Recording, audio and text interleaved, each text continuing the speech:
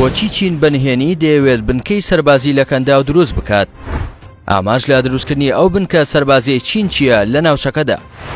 ئەمریکا بۆ نیگەرانە لەو هەنگاوەی چین. ڕکابەری ئابووری و بازرگانی چین و ئەمریکا سەردەکێشێت بۆ ڕوبەڕووبوونەوەی سەربازی؟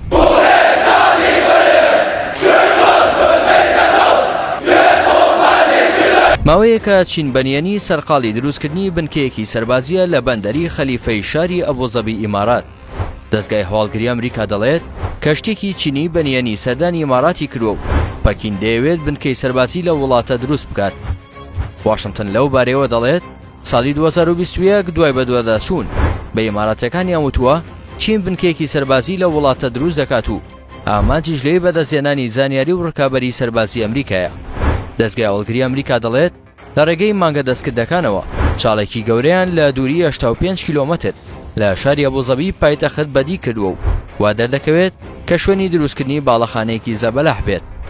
ئەو هەوڵەی چین لە ئیمارات ئەمریکای نیگەران کردووە چونکە پێی وایە ئیمارات وڵاتێکی هاوپەیمانێتی و ناکرێت ببێتە پێگەیەک بۆ ئامانجە سەربازی و زانیاری و سیاسیەکانی چین و واشنگتن دەڵێت ناکرێت چین لە ڕووی جیۆسیاسیەوە لە ناوچەی کەندا و جێپێ قایم بکات و لە ناوچەی جێنەفوزی ئەمریکا نزیک ببێتەوە.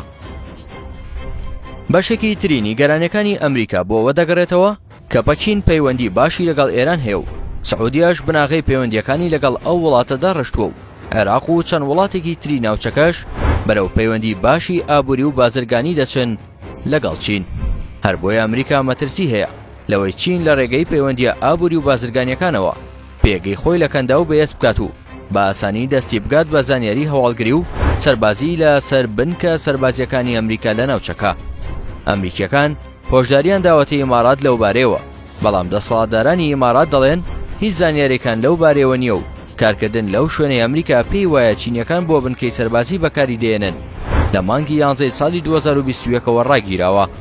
بەڵام دەستگای هەواڵگری ئەمریکا پێچوانەی ئەوە دەڵێت چینیەکان لەو شوێنەدا دەستیان بەکارکردن کردوتەوە. چاودێران هۆشداری دەدەن و دەڵێن بوونی پێگەی سەربازی چین لە ناوچەی کەندا و مەترسیەکانی یەکەری پێکدادانی سەربازی لە نێوان زلهێزەکان زیاتر دەکات.